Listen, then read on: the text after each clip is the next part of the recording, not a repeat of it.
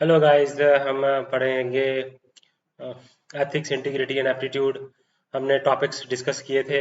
आज हम और नए टॉपिक्स को हम डिस्कस करेंगे। हमने अभी तक ethics and human interface chapter explain किया है। हमने एटीट्यूड पढ़ा है, एप्टीट्यूड को हमने कंप्लीट किया है, और साथ ही में प्रोबिटी भी हमने डिस्कस किया है। आपको टॉपिक्स को इंटरलिंक करना आना चाहिए। आप एनालिटिकल रीजनिंग करके वो तभी होगी जब आपकी कंसेप्चुअल क्लैरिटी टॉपिक्स को लेके बनेगी। हम शुरुआत करते हैं। आज के हम टॉपिक में हम पढ़ेंगे तो पब्लिक और सिविल सर्विस वैल्यूज क्या होती हैं, और एथिक्स इन पब्लिक एडमिनिस्ट्रेशन क्या होता है। तो उसमें स्टेटस क्या है और प्रॉब्लम्स क्या है। ओके, सो आपको कंसेप्चुअल क्लैरिटी होना बहुत ज़रूरी है।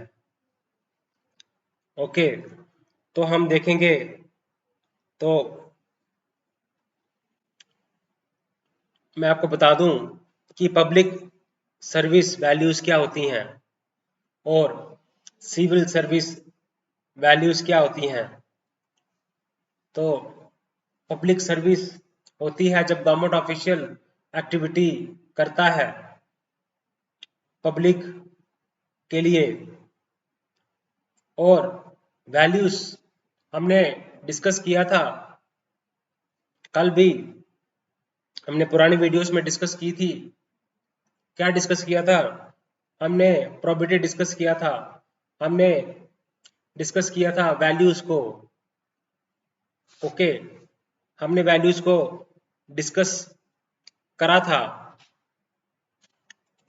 है ना?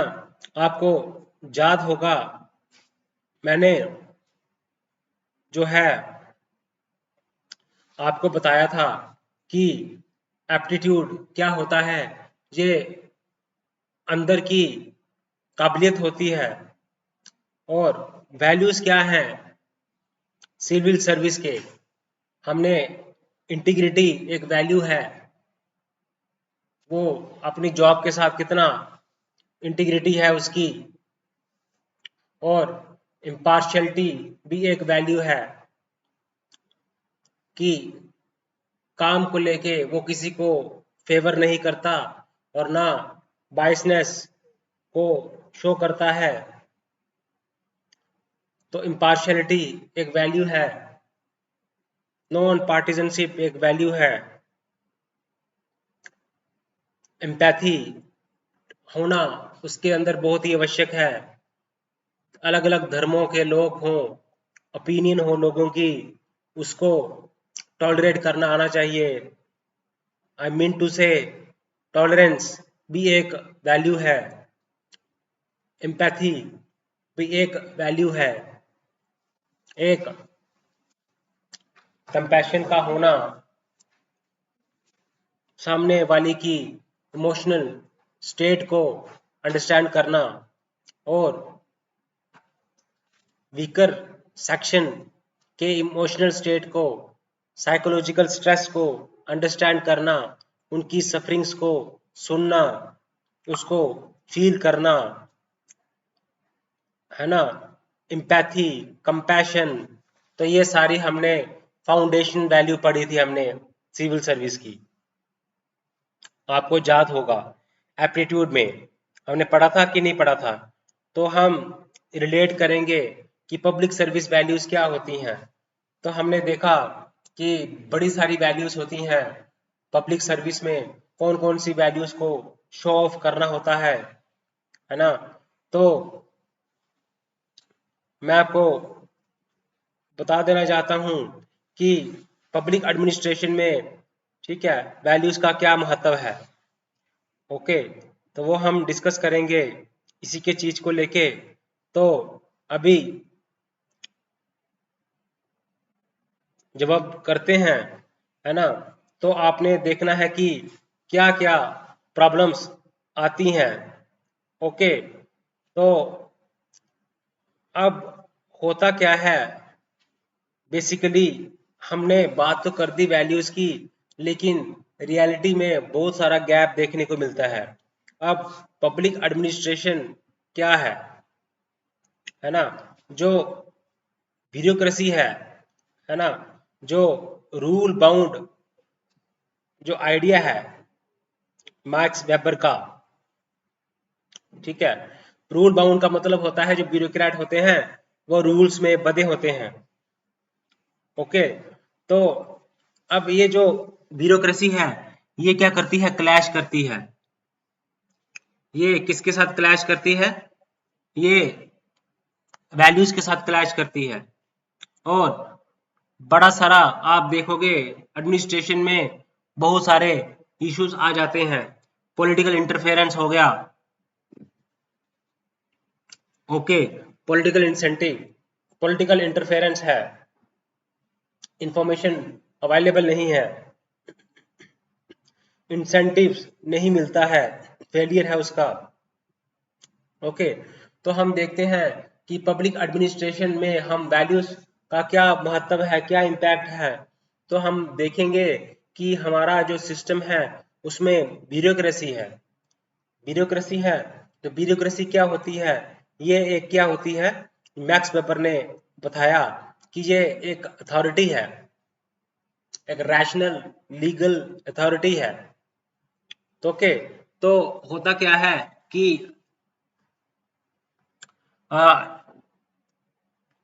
एक हायरार्किकल ऑर्गेनाइजेशन होती है, उसमें हायरार्कीज होती हैं, है ना। एक टॉप पोजीशन पे होते हैं लोग, कुछ लो पोजीशन पे होते हैं। ओके, तो ब्यूरोक्रेसी को डिजाइन किया जाता है पब्लिक एडमिनिस्ट्रेशन को रन करने के लिए। अब पब्लिक एडमिनिस्ट्रेशन है, लोगों को रन पॉलिसी को रन करना है, कामों को रन करना है, लोगों के काम करने हैं। तो ब्यूरोक्रेसी होती है जो कि इन लोगों के काम को करती है। तो ब्यूरोक्रेसी को ये काम करना होता है एडमिनिस्ट्रेशन में। अब पब्लिक एडमिनिस्ट्रेशन की अगर हम बात करें, ओके, तो अब अब होता क्या है कि अब उनके पास जो पब्लिक ऑफिशियल्स होते हैं वो उनके पास बहुत सारे ऑप्शंस होते हैं, वो चूज करते हैं कि क्या करना है क्या नहीं करना है। तो हम देख रहे हैं कि किस तरह से जो है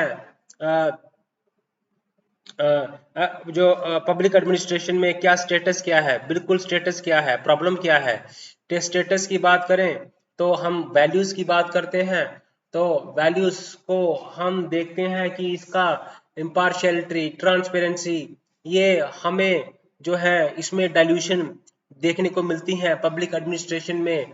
पब्लिक एडमिनिस्ट्रेशन में क्योंकि ब्यूरोक्रेसी रन होती है, रूल बाउंड होते हैं, ब्यूरोक्रेट जो है उनका एटीट्यूड प्रॉब्लम होती है उनमें, और वो रिजिड होते हैं और वो इनोवेशन को लाइक नहीं करते हैं।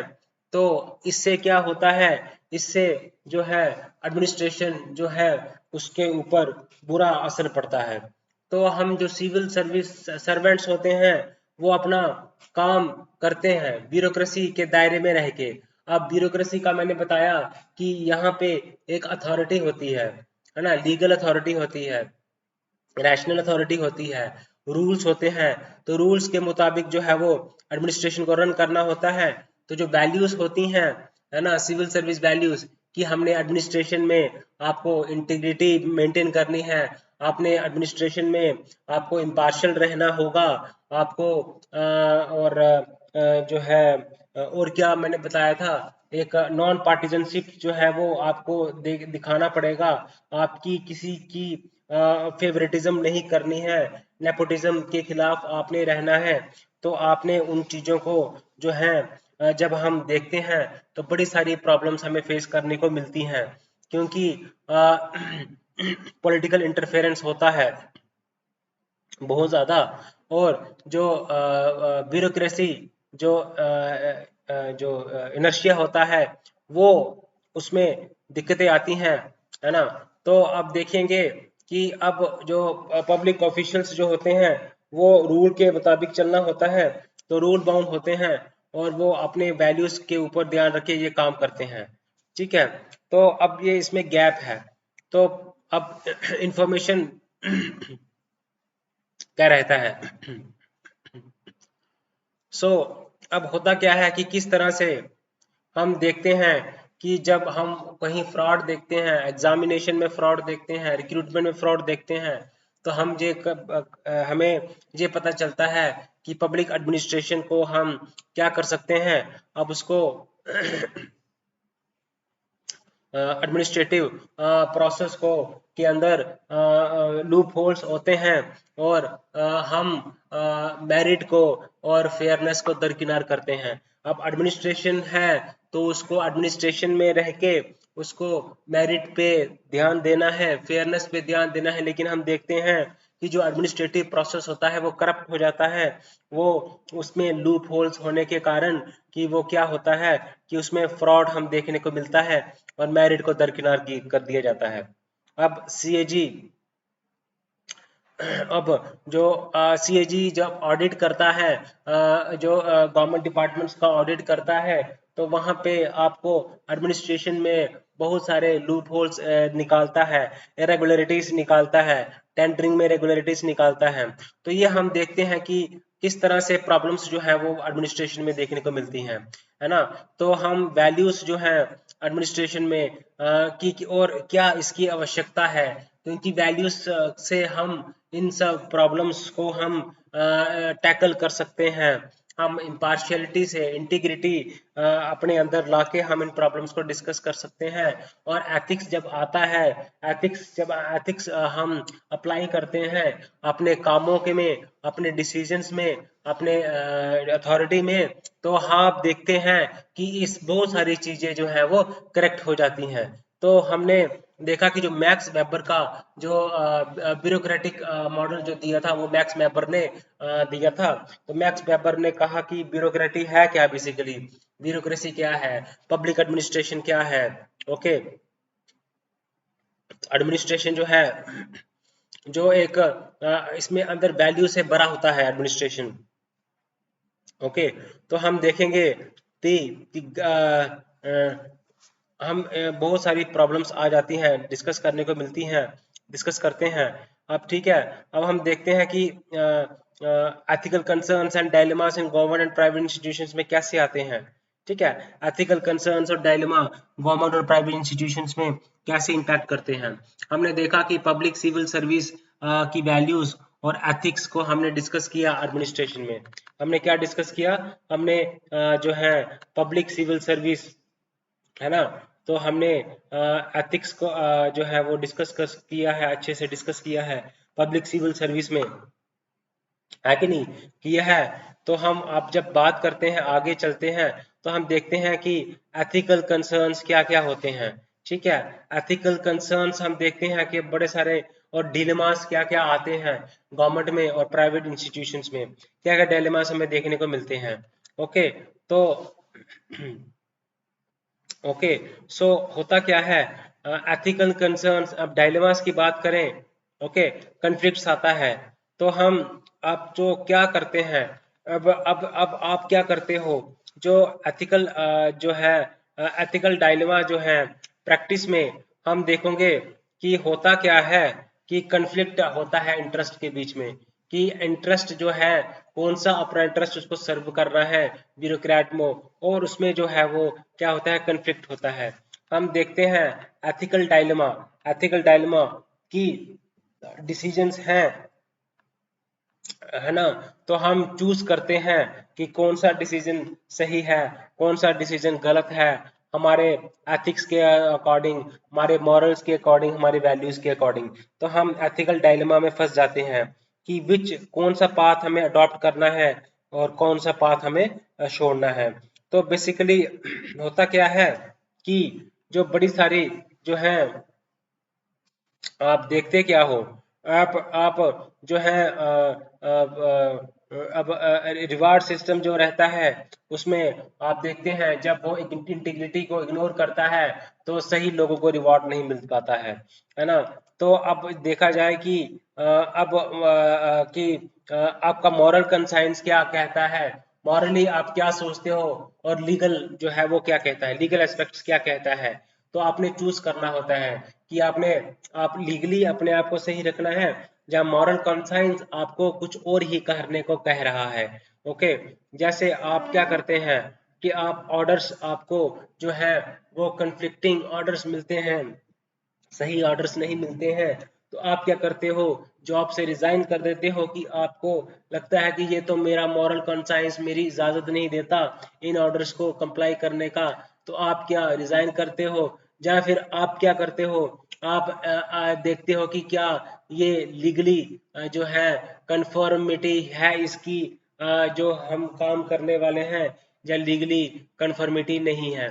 तो आप चूज करते हो कि आपको कौन सा पाथ जो है वो चूज करना है, आपको एथिकली ठीक होना है या मॉरली आपको ठीक होना है। ओके, तो हम देखते हैं कि एक कॉन्स्पिरेसी रहती है सप्लायर्स के बीच में और ऑफिसर्स के बीच में। तो बहुत सारा ये जो है एक्सप्लेनेशन की बात करें तो हम एथिकल कंसर्न्स आ जाते हैं, है ना। गवर्नमेंट में और प्राइवेट इंस्टीट्यूशंस में आपको एथिकल कंसर्न्स आ जाते हैं, एथिकल डायलेमास आपको जो है वो देखने को मिलते हैं। तो आप देखिए, जो इन डायलेमास को को देखने के लिए, चेक करने के लिए आप देखो, तो अब जो घोटाला प्राइवेट इंस्टीट्यूशंस में जब आप कॉर्पोरेट फ्रॉड होते हैं, तो फ्रॉड कैसे हो जाते हैं, क्योंकि वो अकाउंट्स जो है वो क्या करते हैं, वो फॉल्स अकाउंट बना देते हैं, है ना। तो उससे क्या होता है, जब फॉल्स अकाउंट बना देते हैं तो वो टोटली अनएथिकल हो जाते हैं, है ना। ओके, तो इसका मतलब ये हुआ कि आपका जो कॉर्पोरेट के अंदर का जो मैनेजमेंट है वो वीक है, उसके अंदर वीकनेस है, उसके अंदर कोलिजन है, वो आपने समझना है, डिस्कस करना है। ओके, आपने इन चीजों को पढ़ना है, देखना है, समझना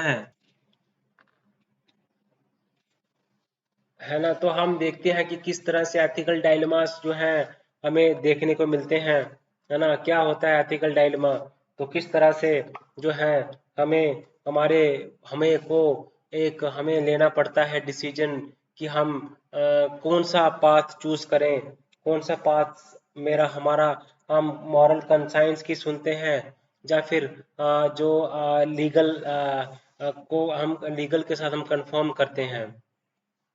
ओके, तो अब ये जो है इन ये चीजें आ जाती हैं बीच में। अब फॉर एग्जांपल, तो एक होता है principal agent theory, agency theory की बात करें अगर हम, ठीक है। तो अब होता क्या है, जो प्रिंसिपल एजेंट थ्योरी, अब जो ब्यूरोक्रेट होगा, ठीक है, वो क्या करेगा, तो जो प्राइवेट गोल्स जो हैं, अगर वो उसको अडॉप्ट करता है ना, तो उससे क्या होगा, जो प्रिंसिपल्स क्या हो गए, सिटीजन्स हो गए। प्रिंसिपल एजेंट थ्योरी क्या कहती है, ये एजेंसी थ्योरी जो दी थी जेंसन एंड मैकलिंग ने। तो जेंसन एंड मैकलिन की बात करें, उन्होंने प्रिंसिपल एजेंट थ्योरी दी। इसमें प्रिंसिपल हम बोलेंगे सिटीजन्स को, और एजेंट हम बोलेंगे ब्यूरोक्रेट्स को। तो ब्यूरोक्रेट्स जब गोल्स जो है वो डिफरेंट प्राइवेट गोल्स परस्यू करता है और कॉन्फ्लिक्ट्स ऑफ इंटरेस्ट का उसमें बात आ जाती है। ओके, तो ये प्रिंसिपल एजेंट थ्योरी ये कहती है। तो दूसरा हम बात एक और है, इसको यूटिलिटेरियन वर्सेस डियोंटोलॉजिकल कॉन्फ्लिक्ट, ठीक है। तो ये मिल वर्सेस कॉन, तो डायलमा जो है, आपके अंदर जो डायलमा होगा कि आपको चूज करना होता है, आपको चूज करना है कि आपको रूल्स को देखना है, रूल्स फॉलो करने हैं, आपको ड्यूटीज फॉलो करनी है, प्रिंसिपल्स को चूज करना है, सही प्रिंसिपल्स को चूज करना है, ड्यूटीज को चूज करना है, या उसके कॉन्सिक्वेंसेस को चूज करना है। ग्रेटेस्ट गुड या कॉन्सिक्वेंसेस में कि आपको आपने चूज करना है कि कॉन्सिक्वेंसेस कहाँ पे जो है वो गुड मिल रहे हैं, तो वो तो आपको चूज करना है। या आपने देखना है कि आपने रूल्स जो है या फिर प्रिंसिपल्स जो है या फिर ड्यूटी जो है वो कहाँ पे सही हो रही है, वो कहाँ पे सही है, तो आपने जो उसको चूज करना है। तो आप देखोगे यूटिलिटेरियनिज्म वर्सेस डियोंटोलॉजिकल कॉन्फ्लिक्ट्स की बात करें, तो हम एथिकल कंसर्न्स एंड डायलेमास की बात करें, ओके, तो हम देखते हैं कि अ,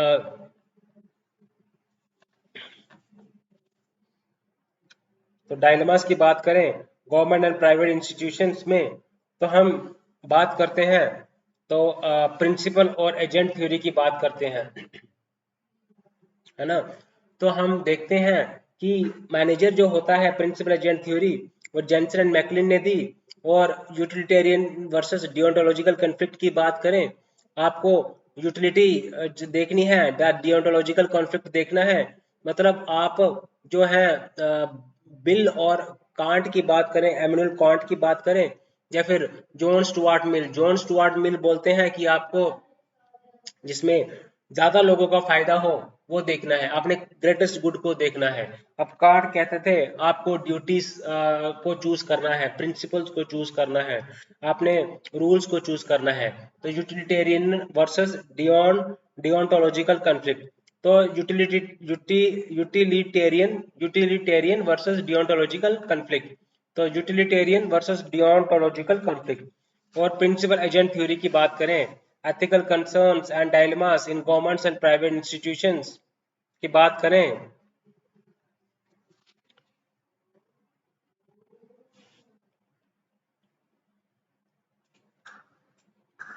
तो हम जो है एथिकल कंसर्न्स और डायलेमास की बात करें गवर्नमेंट और प्राइवेट इंस्टीट्यूशंस में, तो वो किस तरह से काम करता है। आपने देखना है कि बहुत सारा कंसर्न्स हमें देखने को मिलता है, डायलेमास हमें मिलता है करने को, है ना। कंसर्न्स हमें आता है इसमें, आप क्या करेंगे, आप अच्छा जो कॉन्सिक्वेंसेस देगा उसको काम करेंगे, या फिर जो ड्यूटी को आप फॉलो करेंगे, प्रिंसिपल्स को फॉलो करेंगे, या फिर इसमें हम बोलते हैं यूटिलिटेरियन वर्सेस डियोंटोलॉजिकल कॉन्फ्लिक्ट देखना है, या फिर principal agent theory, Jensen and Meckling Jensen and Meckling की थ्योरी थी। वो ये कहता है कि आपको जो है परस्यू करता है, जब वो डिफर होते हैं उसके गोल, सिटीजन्स के गोल्स को छोड़ के प्राइवेट गोल्स को परस्यू करता है, तो ये कंसर्न्स आ जाते हैं, एथिकल डायलेमास आ जाते हैं। इनको ये गवर्नमेंट इंस्टीट्यूशंस में भी देखने को मिलते हैं और प्राइवेट इंस्टीट्यूशंस में भी देखने को मिलते हैं, ओके। तो हम देखते हैं कि अब होता क्या है कि गवर्नेंस का कहीं ब्रेक डाउन हो जाता है, ओके, गवर्नेंस जो है वो उसका फेलियर हो जाता है ना। तो उसके बाद क्या होता है, रिस्क आ जाता है सिस्टम के अंदर, है ना। तो आपने कांट और यूटिलिटेरियन कॉन्ट्रास्ट को एक्सप्लेन करना है ना, एजेंसी और इंसेंटिव्स को एक्सप्लेन करना है, तो आपने एग्जांपल्स देनी है, और रेमेडीज आपने बताना है कि इसके लिए देखो क्या है डायलेमास को, अगर एथिकल डायलेमास, एथिकल कंसर्न जब वो चूज करता है ना, कॉन्सिक्वेंसेस वाले काम करेगा, और जो ड्यूटी वाले काम है उसको वो करेगा, या उसको करेगा तो चूज करेगा, तो प्राइवेट अपने जो है उसको वो चूज करेगा, तो वो देखेगा कि इसके अंदर जो है वो बोर्ड्स जो है वो स्ट्रॉन्गर होनी चाहिए।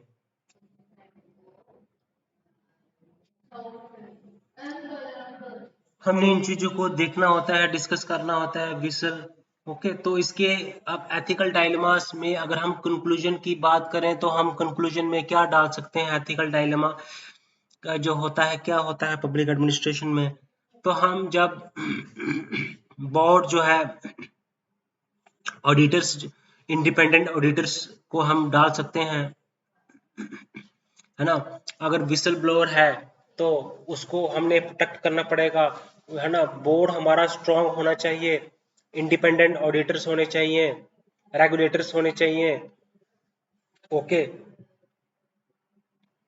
आप देखिए कि हम एथिकल डायलेमास प्रैक्टिसेस में एक्सप्लेन कैसे करते हैं, है ना। तो एथिकल डायलेमास के लिए एक तो इससे क्या होगा कि एथिकल एडमिनिस्ट्रेशन जब होगी, तो क्या होगा, लोगों का ट्रस्ट बनेगा, लोगों का ट्रस्ट बनेगा, है ना, पब्लिक ट्रस्ट बनेगा। ओके, मेन प्रॉब्लम्स क्या है, पॉलिटिकल इंटरफेरेंस हमें देखने को मिलता है, इंफॉर्मेशन एसिमेट्री रहती है। ओके, तो हम तो एट पब्लिक और civil service values in and in public civil service values और एथिक्स इन पब्लिक एडमिनिस्ट्रेशन, तो स्टेटस को भी हमने डिस्कस किया, तो प्रॉब्लम्स क्या क्या आती हैं वो भी हमने डिस्कस किया।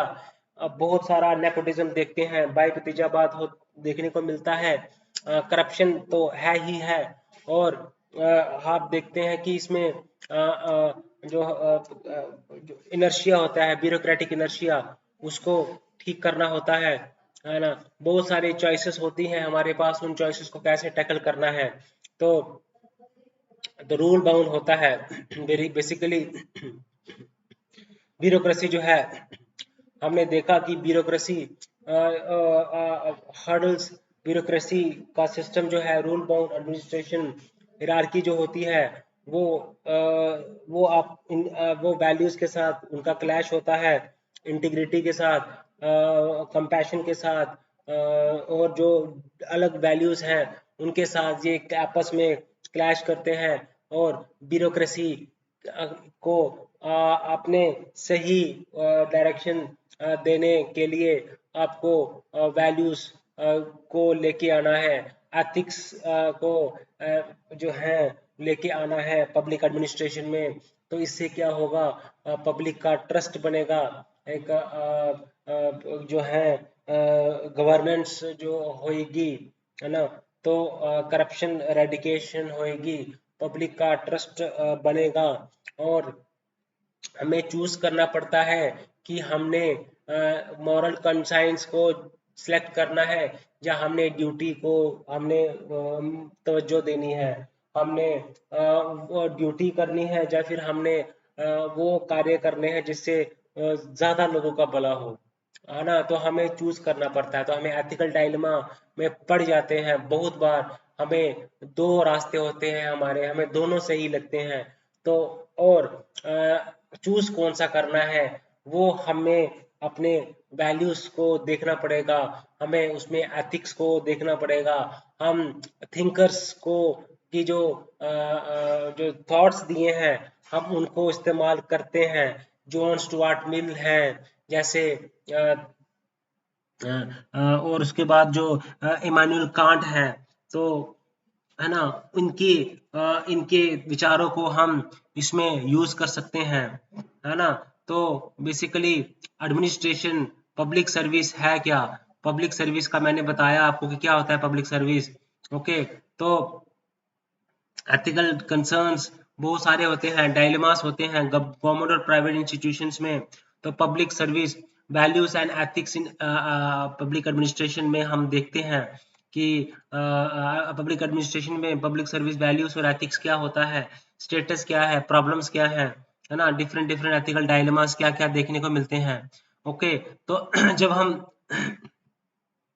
इन चीजों को डिस्कस करते हैं, तो हमें जो है अब जो एथिकल डायलेमा से बचने के लिए हमारा वे फॉरवर्ड क्या होना चाहिए, हमें स्ट्रॉन्ग हमारा बोर्ड होना चाहिए, इंडिपेंडेंट ऑडिटर्स होने चाहिए, प्रोएक्टिव जो है वो रेगुलेटर्स होने चाहिए, है ना, विसल ब्लोअर प्रोटेक्शन होनी चाहिए, तो कन्फ्लिक्ट ऑफ इंटरेस्ट जो है उसके रूल्स होने चाहिए, ताकि कन्फ्लिक्ट ऑफ इंटरेस्ट में ना फंसे हम। तो आप देखते हैं कि लॉस हमें, रूल्स जो है, रेगुलेशंस जो है, हमारा कंसाइंस जो है वो किस तरह से हमें गाइड करता है, लॉस हो गया, रूल्स हो गया, कंसाइंस हो गया, रेगुलेशंस हो गए, वो किस तरह से हमें जो है वो हमें गाइड करता है, हमें बताता है। ओके, तो हम देखिए जो है, अब हम उसकी बात करते हैं, ठीक है, तो हम जैसे बताएंगे कि अब होता क्या है कि कंसाइंस को देखें हम, कि कंसाइंस क्या है ना, कंसाइंस हम अपने अंतरात्मा की सुनते हैं, ठीक है, तो तो अब इसमें ये होगा कि तो अब जो हमारा कंसाइंस क्या कहता है कि हमारा ये इंटरनल हमारा मॉरल कंपास है, हमारा ये मॉरल प्रिंसिपल्स है ना, गाइडेंस है ना, तो रूल्स ये हमारे इंटरनल मॉरल्स हैं, है ना। तो ये आपका कंसाइंस क्या बोलता है कि आपको लॉ से परे जाना है, ठीक है। जैसे गांधी जी कहते थे कि जो आइडिया था मीन्स एंड एंड्स का, तो गांधी जी कहते थे कि मीन्स मैटर, कि मीन्स मैटर करती हैं, मीन्स को इम्पोर्टेंट देनी है, एंड्स को इम्पोर्टेंट नहीं देना है, ठीक है। आपके रास्ते सही होने चाहिए, आपको सच्चाई का साथ देना है, आपको ट्रुथ रहना है, नॉन वायलेंस करना है। तो तो गांधी जी का जो आइडिया था मीन्स एंड एंड्स का, तो इन्होंने कहा कि मीन्स इम्पोर्टेंट है, एंड्स इम्पोर्टेंट नहीं है। तो अगर जो लॉस है, तो लॉस जो है आपको बड़े सारे आपको डिसीजंस लेने पड़ते हैं, आपको लॉस उसमें हेल्प नहीं करेगा, आपका जो इनर जो मॉरल्स है वो आपकी हेल्प करेगी। ओके, तो कंसाइंस क्या करता है, गैप फिल करता है। तो इसको चेक की भी जरूरत है, ऐसा तो नहीं कि आपका चेक किस लिए जरूरत है कि आपका मॉरल कंसाइंस आपको ये काम करने के लिए बोल रहा है, बट वो इंस्टीट्यूशन उसको इलीगल बोलते हैं, लॉ उसको इलीगल बोलते हैं, तो वो भी चेक की जरूरत है। आपको बड़े बार ऐसे फैसले करने पड़ते हैं जब आपको लॉ से ऊपर उठ के आपका जो इनर जो कंसाइंस है आप उसकी सुनते हो, वो जो इनर मॉरल कंपास है वो आपको कार्य करने के लिए प्रेरित करता है। बेसिकली कंसाइंस क्या करता है, जो गैप्स क्रिएट किए जाते हैं लॉस के द्वारा उसको फिल करने की कोशिश करता है, गैप्स को फिल करता है, जो सब्जेक्टिव है और इसको इंस्टीट्यूशन चेक करने की भी जरूरत है। ओके, अब देखिए जो लॉस है रूल्स है, ठीक है, तो ये क्या करते हैं, लॉस और रूल्स की बात करें तो लॉस हो गए, जैसे रूल्स हैं, जैसे सेबी के रूल्स हैं, जैसे जैसे आरटीआई एक्ट है, जैसे एक लोकपाल है।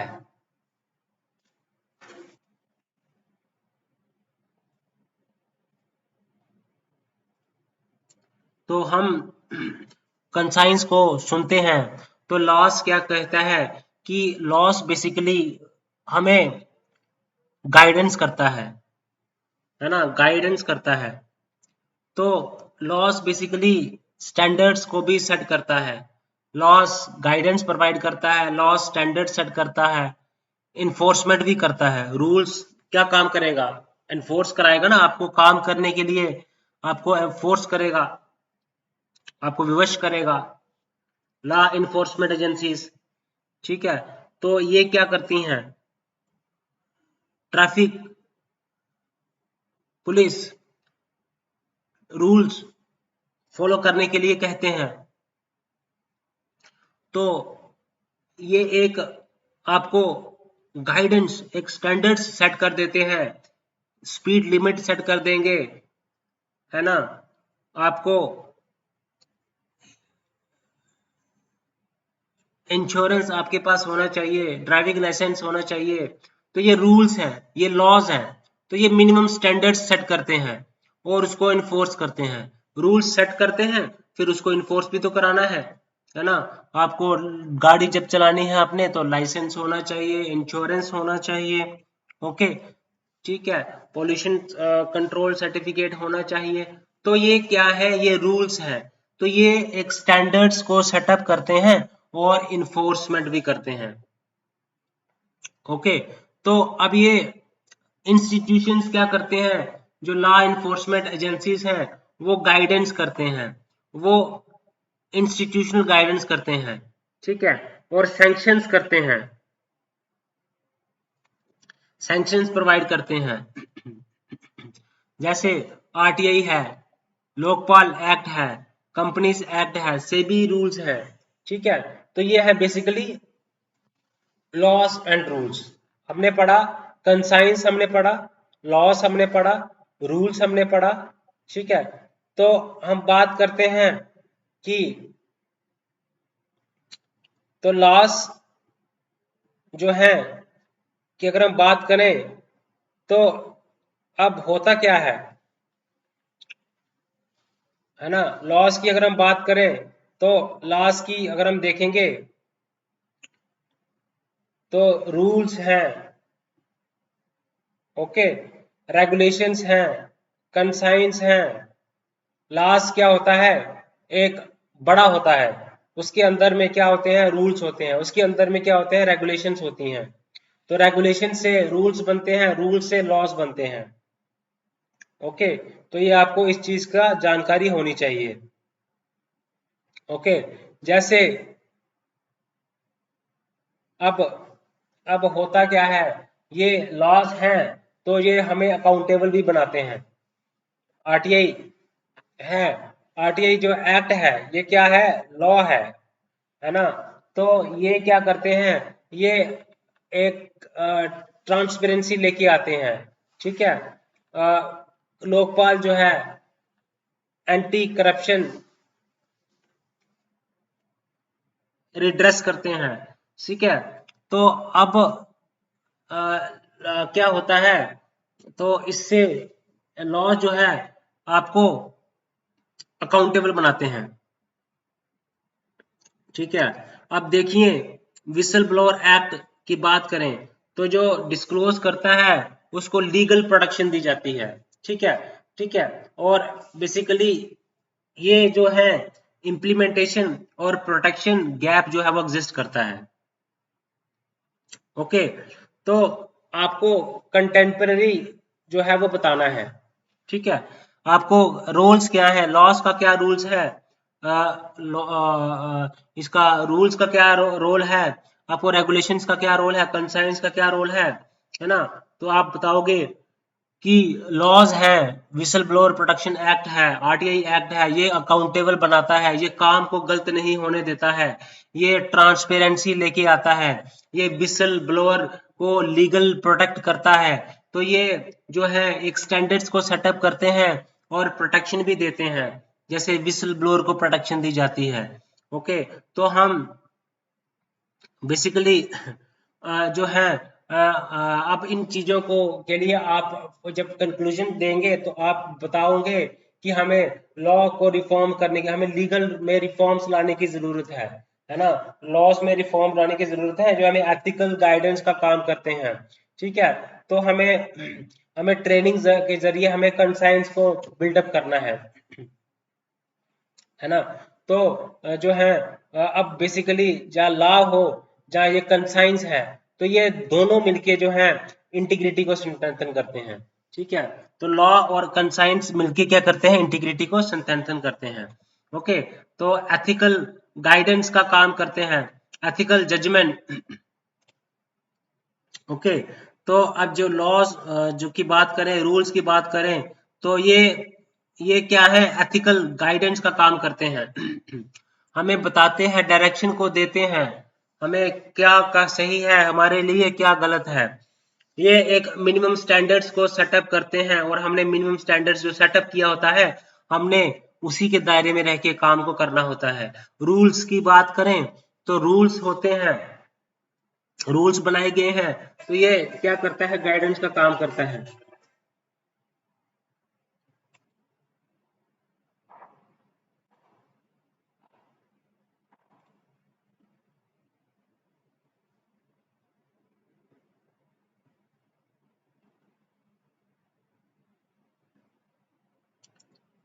तो हम लोग देखते हैं, इन चीजों को स्टडी करते हैं।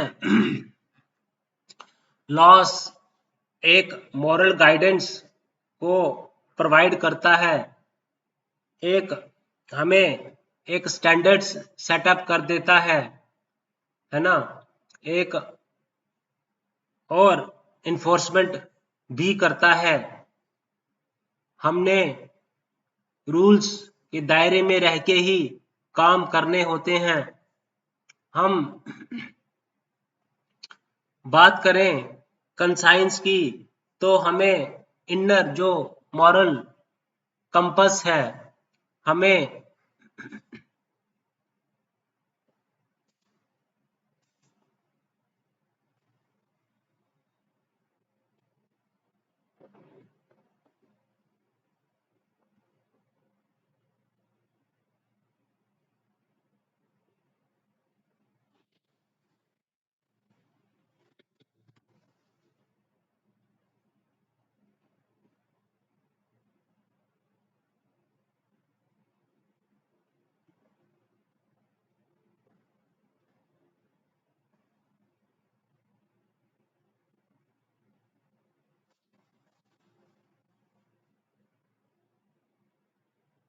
तो इनर कंपस है, मॉरल्स है, तो ये हमें जाना होता है, देखना होता है कि हमें हमारा कंसाइंस क्या कहता है, कॉन्साइंस क्या बोल रहा है, इनर कॉन्साइंस क्या बोल रहा है, लॉस जो कॉन्स्टिट्यूशन है कंट्री का, वो क्या हमें इंस्टीट्यूशनल गाइडेंस देता है और वो सैंक्शंस भी लगाता है। तो अब सेबी है, कोई गलत काम करता है तो उसके ऊपर सैंक्शंस लगाती हैं। आरटीआई अगर कोई गलत काम करता है तो उसको एक्सपोज करता है। तो स्टैंडर्ड्स और इन्फोर्समेंट का काम है। ओके, तो ये जो ट्रांसपेरेंसी लेके आते हैं, है ना, तो और ये अपने एथिक्स को फॉलो करने के लिए विवश करता है, एथिकल गाइडेंस का काम करता है, एथिकल रूल्स को फॉलो करना होता है।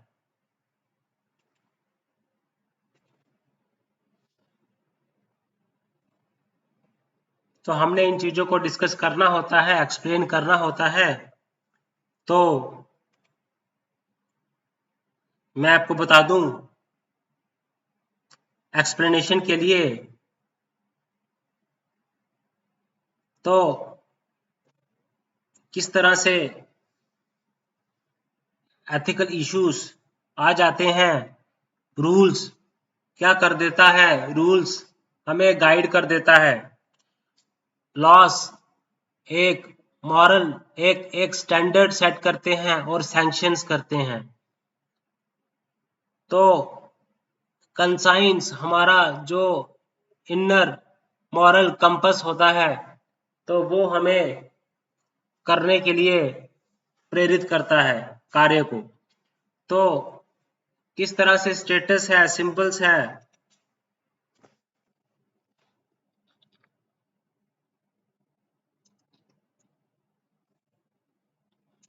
तो रूल्स, रेगुलेशंस, लॉज, इनका क्या काम होता है वो हम डिस्कस करते हैं।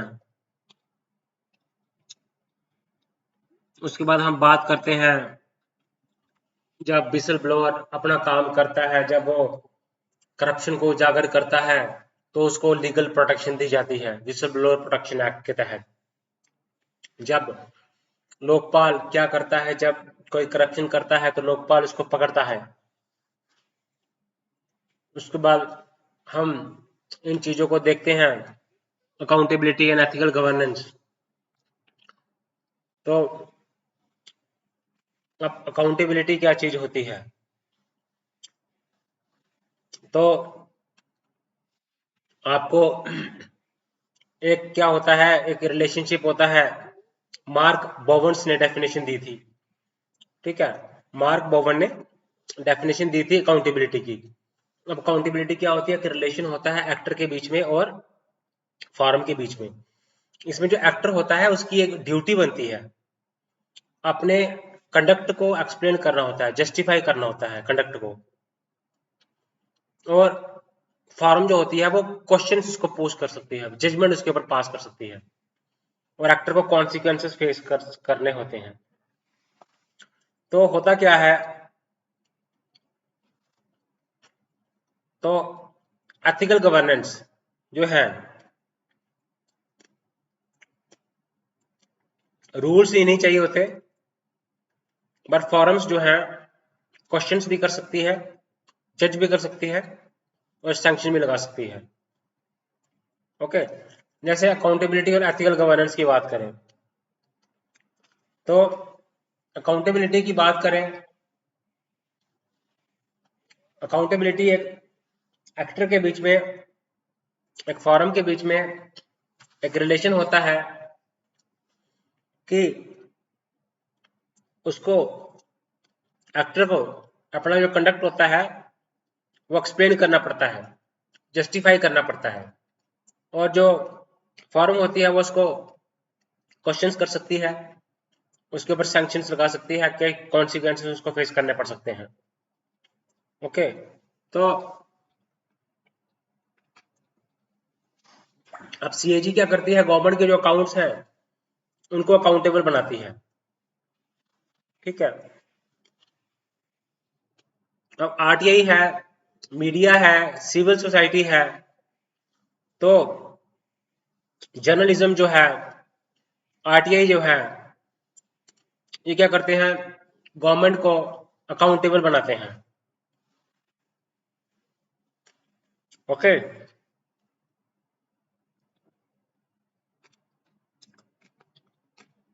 आरटीआई है, मीडिया है, सिविल सोसाइटी है।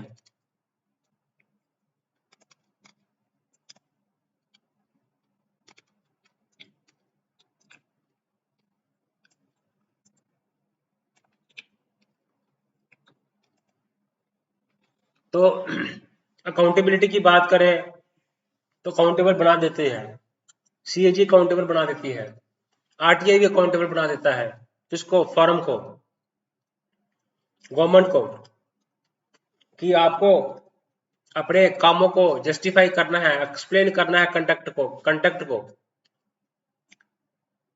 तो अकाउंटेबल होता है, कि ऑब्लिगेशन होती है। डेफिनेशन दी थी मार्क बोवन्स ने अकाउंटेबिलिटी की, किस तरह से आपने अकाउंटेबल बनाना होता है सिस्टम को पब्लिक के लिए। ठीक है, तो आरटीआई की बात करें, मीडिया की बात करें, सिविल सोसाइटी, ये क्या करते हैं, तो इससे क्या हुआ है, पॉलिसीज के ऊपर चेक होता है, जैसे प्रोक्यूरमेंट, बड़े सारे गवर्नमेंट के काम को एक्सपोज किया जाता है ना। तो अब बोवन्स की डेफिनेशन हमने दी, मार्क बोवन्स की अकाउंटेबिलिटी की डेफिनेशन दी,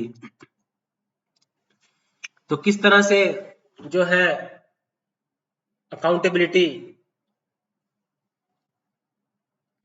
जो है वो जब अकाउंटेबल हो जाती है गवर्नमेंट, तो इसके जरिए गवर्नेंस हो जाती है, एथिकल गवर्नेंस हो जाती है। तो अब एथिकल गवर्नेंस में अकाउंटेबिलिटी तो चाहिए होती है, सिर्फ एथिक्स चाहिए होते हैं, और सिर्फ रूल्स ही नहीं होते हैं एथिकल गवर्नेंस के लिए, कि रूल्स है तो रूल्स के मुताबिक करेगा गवर्नेंस, लेकिन इनके ऊपर कोई एक्टर, इनके ऊपर कोई फॉरम भी होनी चाहिए जो कि इनको क्वेश्चन करे, जज करे और सैंक्शन लगाए, एथिकल गवर्नेंस। तो एथिकल गवर्नेंस से अकाउंटेबिलिटी का क्या रिलेशन है, सिर्फ रूल्स रेगुलेशंस ही नहीं चाहिए होते हैं, इसके लिए इनको जो है इनके ऊपर चेक भी करना होता है, क्वेश्चन भी करना होता है, जज भी करना होता है, तो ये अकाउंटेबिलिटी होती है। ओके, तो उसके बाद हम बात करते हैं ethical and moral values. In governance किस तरह से हम स्ट्रेंथन कर सकते हैं। ओके, तो हम देखते हैं ethical and moral values in governance. तो एथिकल बिहेवियर होता क्या है, देखो वर्चू एथिक्स को हम इसमें एक्सप्लेन करेंगे। वर्चू एथिक्स को किसने दिया था, ये दिया था एरिस्टोटल ने। एरिस्टोटल ने क्या बोला था कि बिहेवियर आपका एथिकल होगा जब आपके अंदर वर्चूज होंगे, ऑनेस्टी होएगी, करेज होएगा, टेम्परेंस होएगा। ओके, तो इंस्टीट्यूशनल जो है आपको वर्चूज को कल्टीवेट करना होता है, पनिश नहीं करना है सिर्फ वाइसेस को, वर्चूज को कल्टीवेट भी करना है। ओके, तो अब अप्रोच लगानी पड़ेगी वर्चूज को कि किस तरह से स्ट्रेंथन कैसे करना है गवर्नेंस में। उसके लिए एथिक्स की ट्रेनिंग देनी होगी, वैल्यूज को इनकलकेट करना होगा गवर्नेंस में, है ना। अब इंसेंटिव्स मॉरल बिहेवियर के लिए, एथिकल बिहेवियर के लिए इंसेंटिव्स होना चाहिए, है ना। परफॉर्मेंस अप्रेजल होना चाहिए, कैपेसिटी बिल्डिंग होनी चाहिए, ट्रेनिंग होनी चाहिए किस तरह से एथिकल बिहेवियर करना है। हम इन चीजों को एक्सप्लेन करते हैं, डिस्कस करते हैं।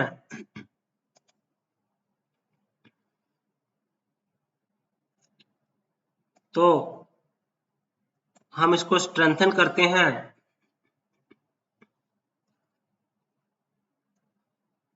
वैल्यूज को किस तरह से हमने पुश करना है, इसको स्ट्रॉन्ग कैसे बनाना है, एथिकल्स को और मॉरल वैल्यूज को, है ना। हम वर्चू एथिक्स को जब हम एक्सप्लेन करते हैं, अरिस्टोटल ने एक्सप्लेन किया, तो इसको हम स्ट्रेंथन करना पड़ेगा और हमें कैपेसिटी बिल्डिंग ट्रेनिंग देनी पड़ेगी, है ना। हमें परफॉर्मेंस अप्रेजल को करना पड़ेगा, हमें जो है लीडरशिप और रोल मॉडल्स जैसा कल्चर जो हमें बनाना पड़ेगा। लीडर्स जहाँ पे काम को करें, उनको लोगों को आगे बढ़ाएं। रोल मॉडल्स जो लोगों को जिनको फॉलो करें, लीडर्स वो हों जिनको लोग माने, सुने और उनकी बातों पे अमल करें। ओके, तो ई प्रोक्यूरमेंट हम कर सकते हैं, डीबीटी कर सकते हैं। तो मोरालिटी और एथिक्स क्या है ना। इंटीग्रिटी आती है, ट्रांसपेरेंसी आती है, इम्पार्शियलिटी आती है। तो ये सारे मॉरल वैल्यूज हैं, एथिकल वैल्यूज हैं। कंपैशन है, एम्पैथी है। तो इन चीजों के लिए आपको ई प्रोक्यूरमेंट कर सकते हैं, आप आप पब्लिक को अवेयर कर सकते हैं। ओके,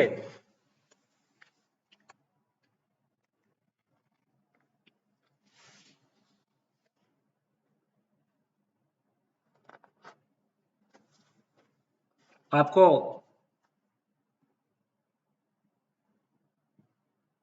जो है इंसेंटिव देखना पड़ता है, मेरिट को देखना पड़ता है, परफॉर्मेंस अप्रेजल देखना पड़ता है। ओके, तो ई प्रोक्यूरमेंट आती है उसमें।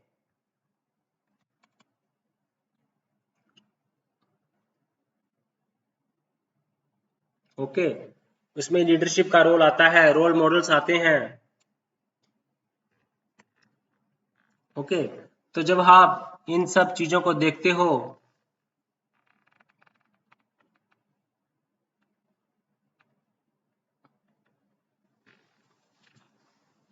तो इसमें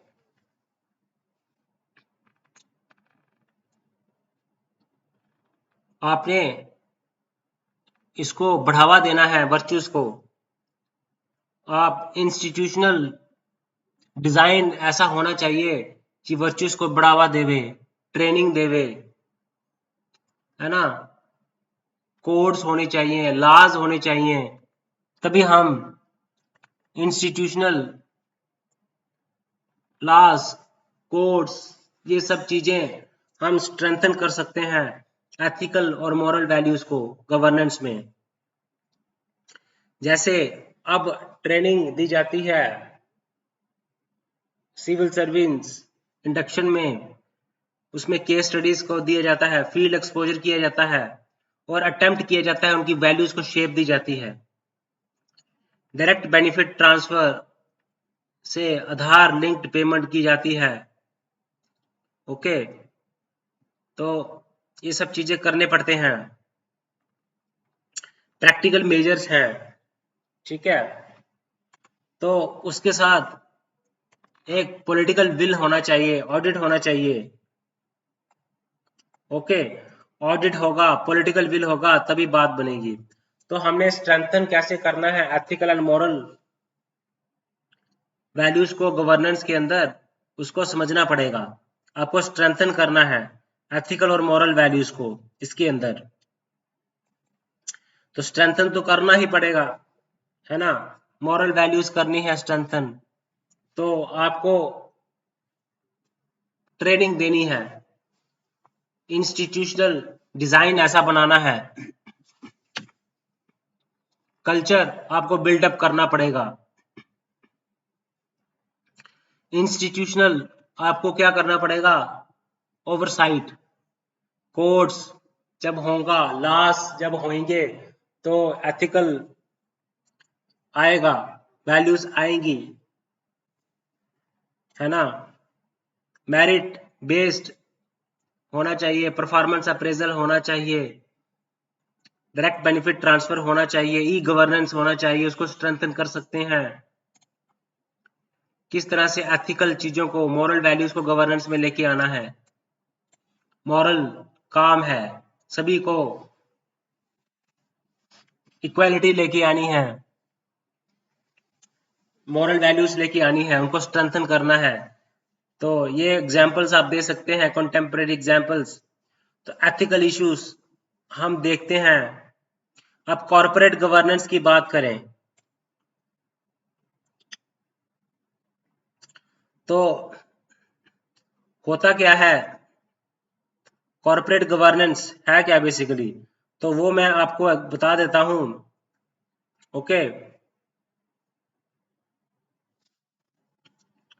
तो आपको एक डेफिनेशन देनी है थिंकर की, या प्लेन डेफिनेशन भी दे सकते हैं, क्रिस्प डेफिनेशन देनी है।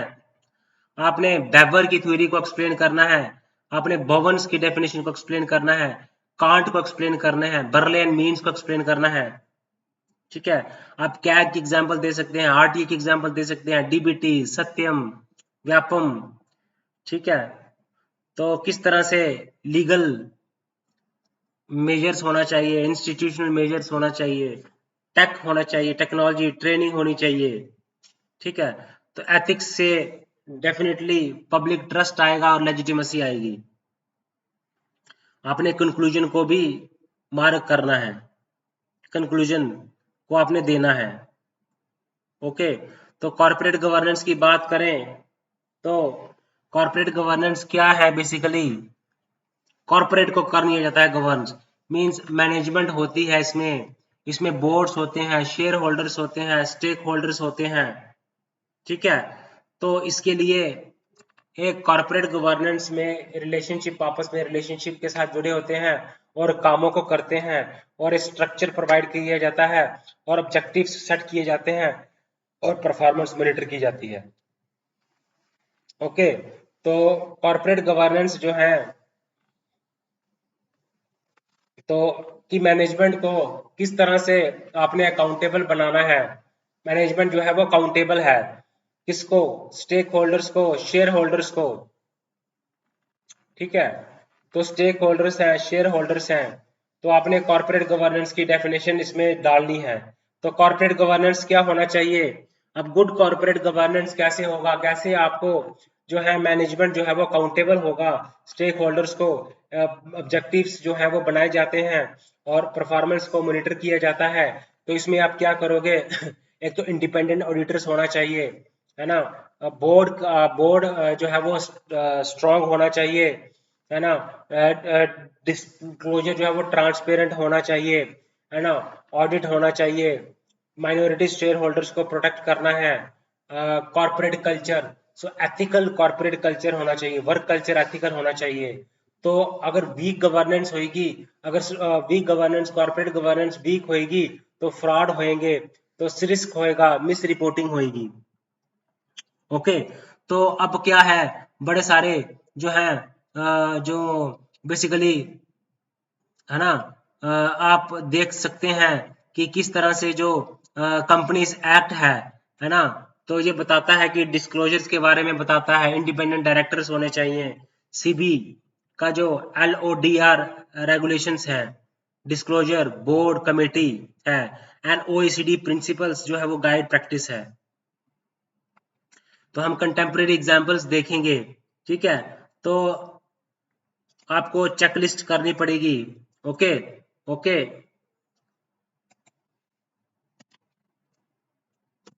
आपको इन चीजों को एक्सप्लेन करना ही आना चाहिए, तभी आपको एक अच्छे आप बन सकोगे,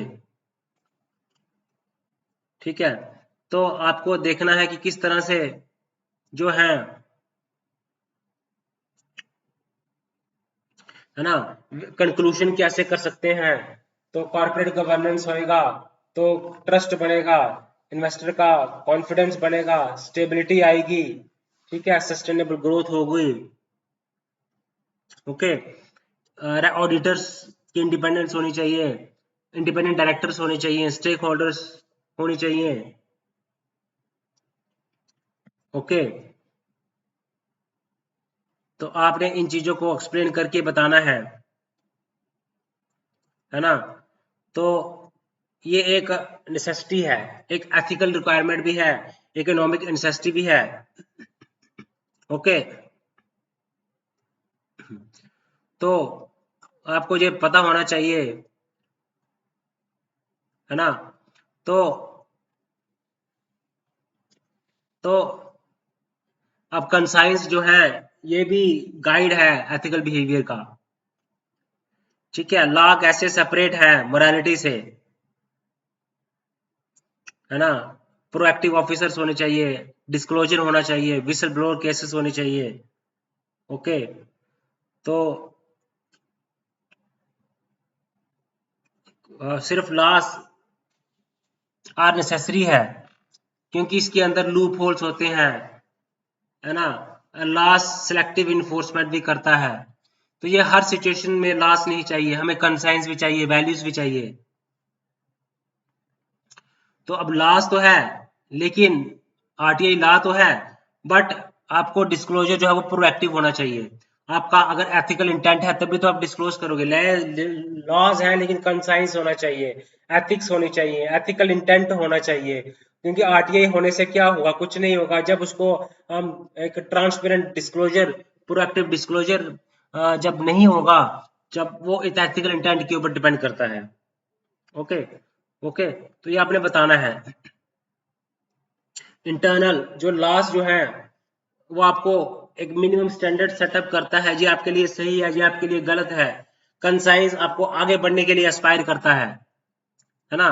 तो ये रूल्स हैं, एक्सटर्नल है जो कंसाइंस है, जो इंटरनल है, लॉ एक्सटर्नल है, इनफोर्सेबल है। एक्सटर्नल रूल्स है, इनफोर्सेबल रूल, इसको फोर्स हम करा सकते हैं, आपको obey करना पड़ेगा। ओके। कोलूजन है, ट्रस्ट का इरोजन है, नेपोटिज्म है ना। प्लगिंग, लीकेजेस को प्लग करना है। ओके। तो पब्लिक सर्विस जो है वो प्रैक्टिस अंडरस्टैंड में वे फॉरवर्ड आपको बताना है। ओके। चैलेंजेस क्या क्या है, public administration, civil service values क्या है। सिविल सर्विस वैल्यूज बेसिकली हमने बताया, एथिक्स के केस में भी, मोरालिटी के केस में भी, ये गाइडिंग प्रिंसिपल्स हैं, गाइडिंग वैल्यूज हैं, ठीक है। ओके। बहुत सारे एथिकल चैलेंजेस फेस कर रहे हैं, है ना। नेपोटिज्म है, रिक्रूटमेंट फ्रॉड है, पॉलिटिकल इंटरफेरेंस है, इंफॉर्मेशन एसिमेट्री है, वीक अकाउंटेबिलिटी है। ओके, तो स्ट्रॉन्ग जो है वो लॉ होना चाहिए, ई गवर्नेंस होना चाहिए, ट्रेनिंग होनी चाहिए एथिक्स में। तो आपको देखना होगा कि ये चीजें सब डिस्कस करनी है आपने आंसर राइटिंग में। तो गाइस हमने कॉर्पोरेट गवर्नेंस को डिस्कस किया है ना, हमने और भी आगे डिस्कस की कि हमने किस तरह से एथिकल और मॉरल वैल्यूज को स्ट्रेंथन करना है गवर्नेंस में। आपने एथिकल और मॉरल वैल्यूज को स्ट्रेंथन करना है गवर्नेंस में, है ना। तो आपको अकाउंटेबिलिटी को दिखाना है, laws as a source of guidance, ethical concerns और डायलेमा क्या है गवर्नमेंट और प्राइवेट इंस्टीट्यूशंस में। ठीक है, तो service civil service values and ethics in public administration क्या स्टेटस है, क्या प्रॉब्लम्स हैं, इनको डिस्कस करना है। ओके गाइस, तो इस वीडियो में हम जहां तक ही रखेंगे। चैनल को लाइक करें, सब्सक्राइब करें और शेयर करें गाइस।